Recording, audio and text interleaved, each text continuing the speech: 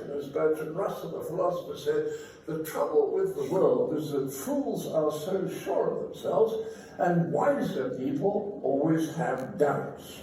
Now, an additional reason why there's no hope is that it's the most self-confident people who most easily convince the stupid ones that they're right, because otherwise they wouldn't be so confident, would they? You know, their victims do not realize that this confidence is the consequence of stupidity.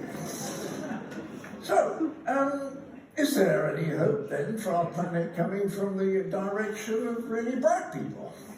No. Because the really bright ones are full of ego too. For example, when Darwin first presented his paper on evolution to a London scientific society, the president of that society wrote shortly afterwards, "Nothing of special interest has been put forward this year."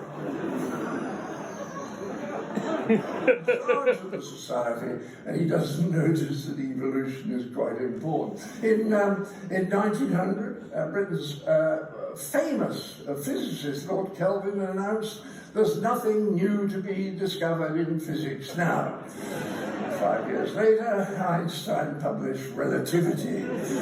1927, the greatest gathering of cosmology physicists ever heard, the Solvay Conference, completely ignored and never mentioned the Big Bang theory that had been proposed too before.